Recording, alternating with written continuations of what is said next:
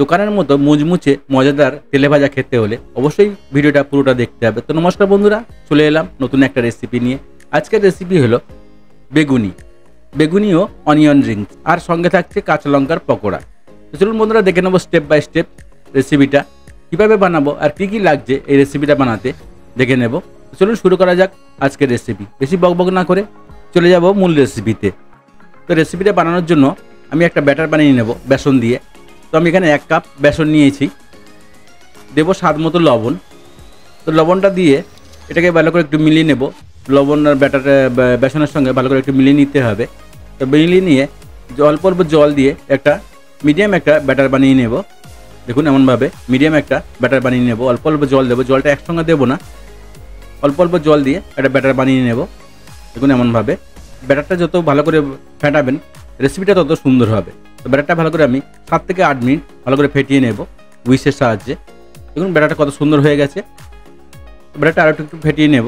নিয়ে আপনি ব্যাটারটা রেডি হয়েছে না চেক করবেন কীভাবে। তো একটা জল নেব, একটা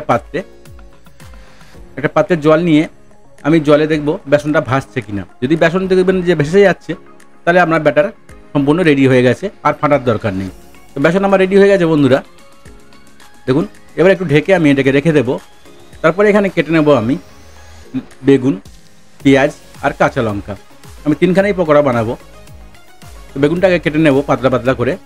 আমি এখানে 1খানা মিডিয়াম সাইজের বেগুন নিয়েছি। তো এটা লম্বা লম্বা করে আমি বেগুনি বানাবো। 2 সাইডটা কেটে বাদ দিয়ে দেবো এমনভাবে, দিয়ে পাতলা পাতলা করে আমি এটাকে কেটে নেব। দেখুন এমনভাবে কেটে রেডি করে নেব। তবে বেগুনটা কাটা রেডি হয়ে গেছে। এবার আমি পেঁয়াজ রিংটা রেডি করে নেব। দেখুন গোল পেঁয়াজ নিয়েছি একটা, পেঁয়াজের রিংটা আমি বের করে নেব এমনভাবে কেটে। দেখুন তো পেঁয়াজ রিংটা আমার রেডি হয়ে গেছে। তো ছাড়িয়ে পেঁয়াজ রিংটা আমি বের করে নেব। তারপর আছে কাঁচা লঙ্কাটা আমি 4 থেকে 5টা কাঁচা লঙ্কা নিয়েছি। এখানে মাঝখানটা একটু কেটে দেবো হালকা করে। তাহলে কী হবে, কাঁচা লঙ্কাটা তেলে পড়লে আর ফেটে যাওয়ার ভয় থাকবে না। তো আমার সবগুলো রেডি হয়ে গেছে।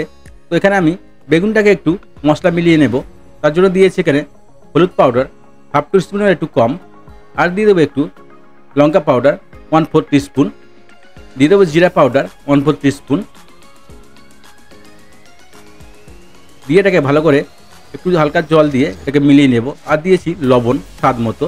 তো সবগুলো দিয়ে হালকা 1 চামচ জল দিয়ে এটাকে ভালো করে আমি এটা পেস্ট বানিয়ে নেব। আর এখানে দেবো আমি আদা রসুনের পেস্ট 1 টিস্পুন। আপনি এটা স্কিপও করতে পারেন। তো আদা রসুনের পেস্টটা দিলে কী হবে, টেস্টটা খুব সুন্দর হবে। আর 1 চামচ জল দিয়ে এটাকে আমি ভালো করে এটা পেস্ট বানিয়ে নেব। দেখুন হাত দিয়ে ভালো করে এটা পেস্ট বানিয়ে আমি বেগুনের গায়ে লাগিয়ে দেবো, সবগুলো বেগুনের গায়ে। তো খেতে খুব মজা লাগবে। দেখুন এমনভাবে সবগুলো বেগুনকে মশলাটা মিলিয়ে দেব, দিয়ে 2 মিনিট রেখে দেব। কাঁচা লঙ্কাটাও মশলায় মিলিয়ে নেব। তো খেতে খুব মজার হবে। অবশ্যই বাড়িতে ট্রাই করবেন বন্ধুরা। আর যদি বাড়িতে ট্রাই করেন কমেন্টে জানাতে ভুলবেন না রেসিপিটা আপনাদের কেমন লাগলো। তো বেগুনটাকে মশলা লাগিয়ে আমি 3-4 মিনিট রেখে দেবো রেস্টে। তাহলে মশলাটা ভিতরে টানতে সুবিধা হবে। দেখুন আমার কত সুন্দর হয়ে গেছে। তো বেগুনটা পুরো রেডি হয়ে গেছে। আমি 3-4 মিনিট এটাকে রেস্টে রেখে দেবো। তারপরে বেসনটা আমি রেডি করে নেব। তো বেসন আমি শুধু ফাটিয়েছিলাম নুন দিয়ে। এবার দিয়ে দেবো আমি খাওয়ার সোডা 1/2 টিস্পুন। সোডাটা দিয়ে ভালো করে বেসনটাকে একবার মিলিয়ে নেব। উইস্ক দিয়ে ভালো করে বেসনটাকে মিলিয়ে নেব। দেখুন এমনভাবে ভালো করে মিলিয়ে নিতে হবে সোডার সঙ্গে। আর এখানে দিয়ে দেবো 1 টেবিল স্পুন গরম তেল, মিডিয়াম গরম তেল দিয়ে দেবো 1 টেবিল স্পুন। দিলে কী হবে, আপনার বেগুনিটা খুব ক্রিস্পি হয়ে যাবে, খুব সুন্দর ক্রিস্পি হবে। তো দিয়ে ভালো করে এটাকে ভালো করে একবার মিলিয়ে নিতে হবে।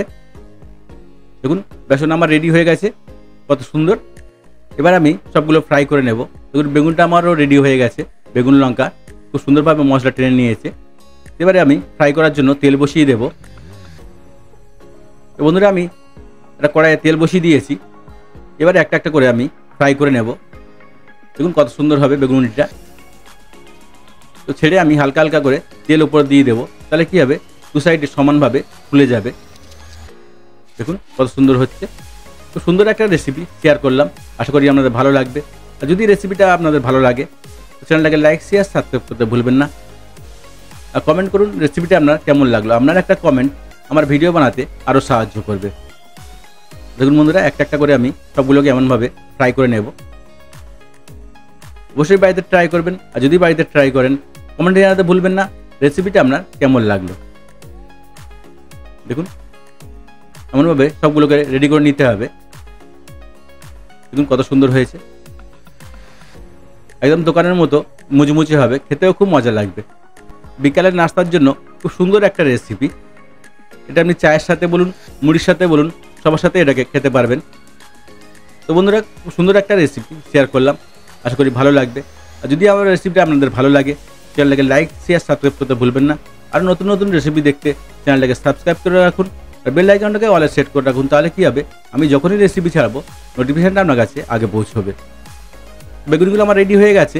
এবার আমি পেঁয়াজ রিংগুলো ছেড়ে দেবো। দেখুন এমনভাবে একটা একটা করে চুবিয়ে সবগুলোকে আমি ছেড়ে দেবো। দেখুন কত সুন্দর হচ্ছে। তেমনভাবে সবগুলো উল্টে পাল্টে আমি ফ্রাই করে নেব। বিকালের নাস্তায় যদি এমন রেসিপি আপনি বানিয়ে কাউকে খাওয়ান তো সে আপনার প্রশংসা পঞ্চমুখ হয়ে যাবে। তো অবশ্যই বাড়িতে ট্রাই করবেন বন্ধুরা, খুব সুন্দর একটা রেসিপি, অবশ্যই বাড়িতে ট্রাই করবেন। আর যদি বাড়িতে ট্রাই করেন কমেন্টে জানাতে ভুলবেন না রেসিপিটা আপনার কেমন লাগলো। এবার লঙ্কাগুলো আমি ছেড়ে দেবো। পেঁয়াজটা আমার রেডি হয়ে গেছে। এবার লঙ্কাগুলো ছেড়ে আমি ফ্রাই করে নেবো এরকম উল্টে পাল্টে। খুব মজাদার একটা রেসিপি শেয়ার করলাম। এটাকে আপনি চাট মশলা দিয়ে শুধু খেতে পারেন বা টমেটো সস বা কাসুন্দি দিয়েও খেতে পারেন, খুব সুন্দর মজার লাগে। দেখুন আমার লঙ্কাগুলো রেডি হয়ে গেছে। এবার এগুলোকে আমি তুলে নেব। তুলে গরম গরম আমি সসের সাথে এগুলো সার্ভ করে দেবো। দেখুন কত সুন্দর হয়েছে বন্ধুরা। পুরো ভিডিওটা দেখার জন্য ধন্যবাদ সবাইকে। ভালো থাকবেন, সুস্থ থাকবেন।